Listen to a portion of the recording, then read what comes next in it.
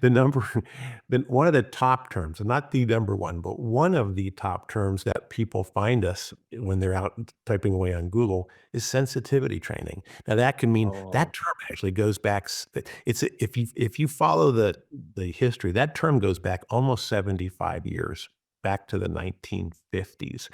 And it means a lot of different things to a lot of people. But basically, if someone's looking for sensitivity training, what that means is they have a group or a certain individuals who are behaving in a manner that is causing unrest with the rest of the workers in their organization. And so that's usually the pain point. There are behaviors that are getting in the way of productive team interactions.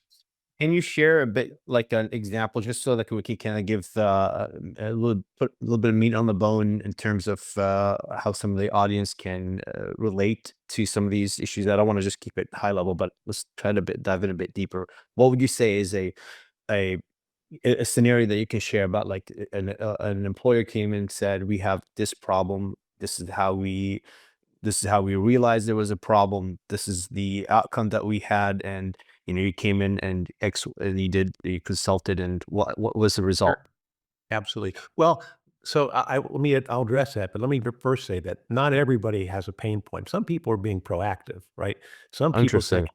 some people say we're doing okay right now, but we want to reinforce that going forward. So we want to we want to empower our people to understand more about the dynamics of how we interact with each other and how that affects each other so we can keep doing the things that we're doing that are already working. It's probably 50-50. Half of the people that bring us in don't have a pain point. They're trying to be proactive because they see that we're bringing in people from a more and more diverse background, and we wanna make sure that they continue to be able to collaborate well. So, not really pain, but we don't want pain in the future too. Okay, that's good. That's good. I never thought of it that way. Or Oh, yeah, personally, yeah, yeah. uh, Yeah, so eh, look at it as like an inoculation so that we don't have pain in the future. Now, as far as some of the actual pain points,